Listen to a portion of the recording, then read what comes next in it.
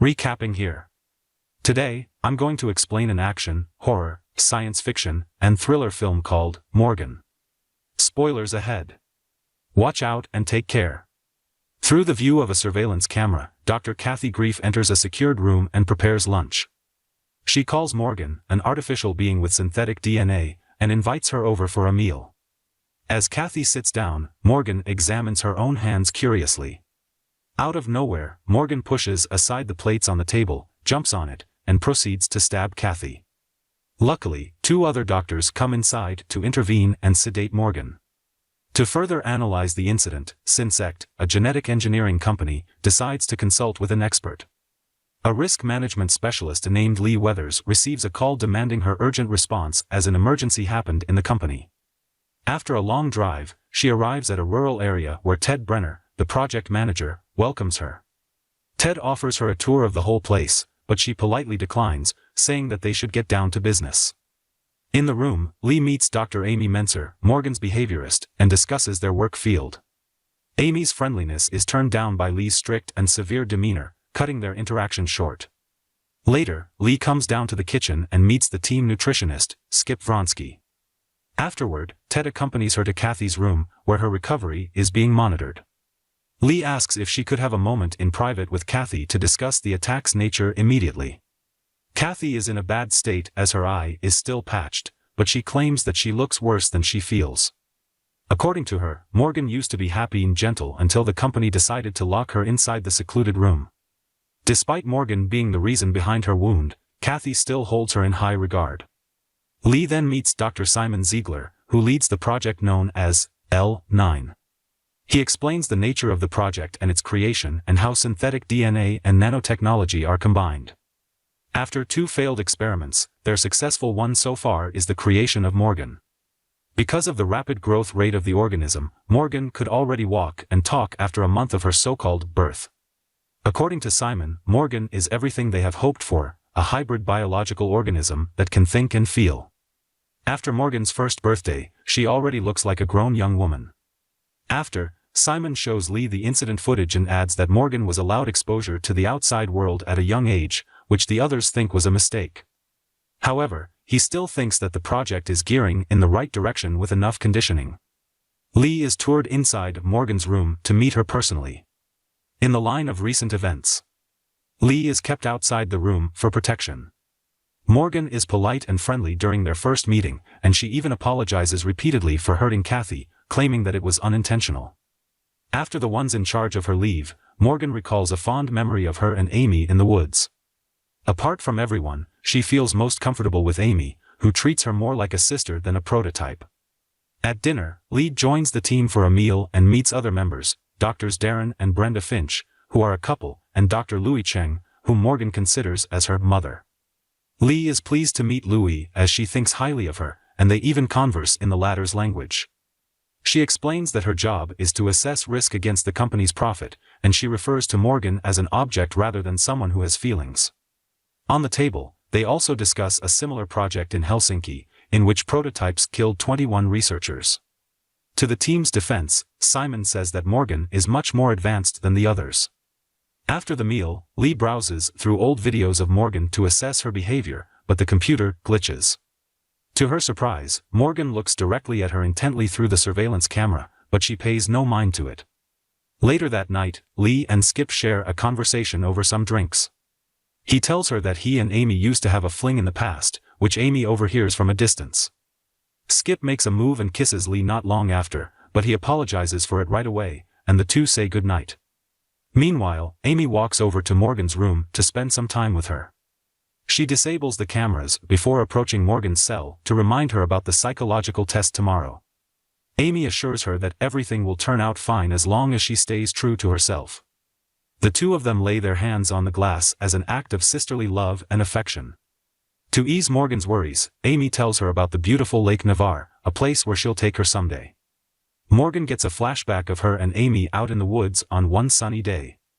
Not far from their spot, Morgan sees an injured deer impaled on a branch and approaches the poor animal.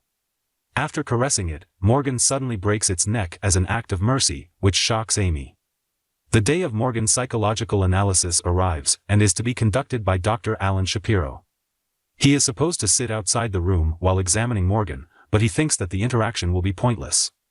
Claiming that it is his job to build trust with the subject, Alan decides to enter the room despite the team's warnings. He sits across Morgan and is surprised that she knows his name and the reason for his visit. The first question Alan asks Morgan is the reason behind her sadness, to which she replies that it is about the incident with Kathy. At this point, Alan takes note of Morgan's remorse after doing something terrible. He then questions Morgan about her life inside the room and how she feels about being locked up. When Morgan says that she is pleased, he throws more questions that slightly make her tearful. In the middle of their conversation, Morgan fires questions about Alan's daughter, whom he seldom sees, a topic that catches him off guard. Alan loses his cool and starts raising his voice at Morgan while asking how she would react if he recommended the doctors terminate her. Unexpectedly, Morgan sheds a tear and reaches her breaking point after Alan's pressuring words. Morgan looks at her hands and pushes Alan against the wall, lunging at him. She bites hard into his throat and rips a chunk out, leaving the doctor bloody. The team is alerted by the commotion, and Darren attempts to sedate Morgan once again. However, Morgan uses Alan as a shield and advances at Darren, whom she knocks to the ground. When Lee tries to calm her down, the lights go out, and Morgan escapes in the blink of an eye. Lee quickly grabs a tranquilizer to prevent her from escaping. Outside, Morgan feels sunlight for the first time in months and sees Amy waiting for the evaluation results. With her face caked in blood, she feels a sense of comfort upon seeing Amy but is abruptly swept when Lee sedates her. Inside the lab, Morgan regains consciousness and apologizes for her actions. The team of doctors debates on what to do with her and what is best for the company. Cheng is certain of terminating Morgan, but Simon persuades her not to, as it will waste their years of work. Once they reach the final decision of getting rid of her, Simon sadly walks away, disappointed by the verdict authorized by Lee. The whole team gets emotional upon preparing the termination procedure, as Morgan has grown close to their hearts and has been a part of their daily routine. Morgan tearfully pleads with everyone in the room to not kill her, even calling Cheng mother, but she coldly says that she is not her mother. After sedating Morgan, Cheng apologizes for failing her and walks away.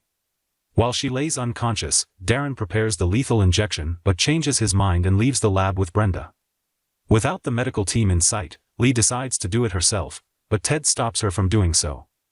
Lee hits him in the face and holds him at gunpoint, but Amy shoots her with a sedative, causing her to doze off. As she regains consciousness, she finds herself locked inside Morgan's room while Ted stands outside. Lee commands him to let her out before the higher-ups arrive, but he ignores her. Amy, Ted, Brenda, and Darren gather supplies to get Morgan out of the lab safely. Amy tries to wake Morgan up, but she is too weak to respond, so Darren tries to sit her down. However, Morgan's personality shifts and she headbutts Darren in the face. While he is on the ground, Morgan grabs the lethal injection and sticks it in Darren's chest, ultimately killing him. Ted holds a gun to her face in an attempt to stop her, but Morgan manages to grab the pistol and shoots him instead. The wounded Ted makes his way back to Morgan's room, but she shoots him again as Lee watches. In an intimidating manner, Morgan turns to Lee to say that she feels like herself now that she is free. She cuts the conversation short and leaves Lee locked inside the glass room. Outside, Brenda instructs the clueless Skip to be ready to leave while she loads the supplies in the car. When Skip sees Amy walking alongside Morgan, he senses that something is amiss and runs back to the building to look for Lee. As Brenda reunites with Amy, she asks about Darren's whereabouts, but Amy could not utter any word at the moment. Morgan points a gun at Brenda from behind, but the doctor fights back and gets into a brawl with her. However, Morgan's strength remains unmatched, eventually beating Brenda to death. Amy is lost for words, but Morgan assures her that she is safe with her. Hungry for revenge, Morgan makes her way back to the house, where she sees Kathy, who tries to approach her in a friendly way. However, Morgan kicks her in the head until she dies. Meanwhile, Lee manages to escape by climbing to the top of the glass ceiling and breaking it. Outside, she sees Skip, still shaken by the devastating deaths occurring in the house, and instructs him to grab a weapon. While Cheng makes a video confession of the incident during Morgan's psychological analysis, Morgan enters her room and walks toward her. After Morgan gives her a kiss on the forehead, Cheng is suffocated to death, and her murder is caught on camera. In another room, Lee sees the lifeless Simon hung from a cabinet, an act that Morgan has also carried out. Upon discovering Cheng's corpse, Lee inspects the room for any signs of Morgan, who emerges from one of the corners to attack her. Both of them get into a brawl, taking turns throwing each other across the room.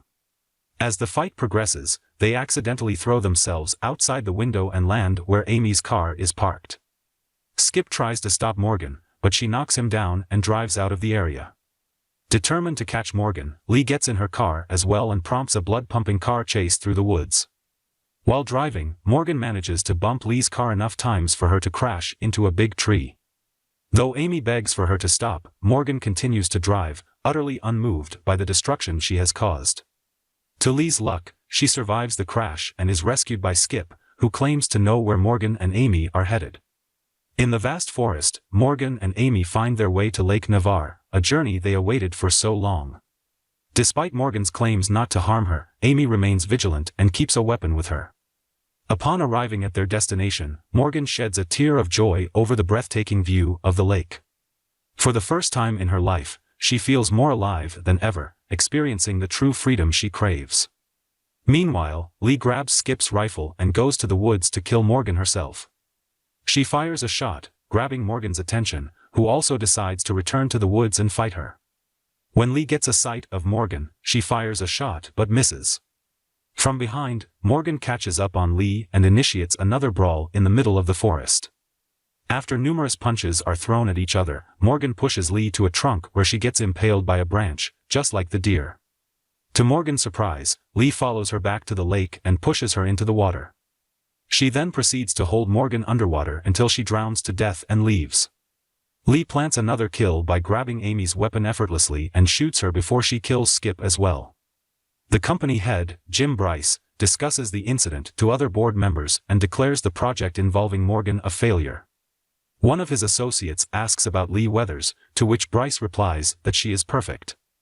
After carrying out her mission successfully, Lee goes to a local restaurant and looks at her hands, a gesture similar to Morgan's. Unexpectedly, Morgan and Lee have far more in common than what is portrayed. Their same gestures and superhuman strengths demonstrate that Lee was once a prototype as well. It turns out Lee is just on an undercover duty to monitor the project and test Morgan's abilities against hers. It insinuates that just like Morgan, she is also bioengineered to carry out special missions that she can successfully ace on her own. With the associates discussing Lee's perfection, it is proven that she is a successful product of their modern technology and is their best asset so far. Subscribe for more videos like this, turn on notifications, and leave a like, it really helps our channel. Thank you for watching.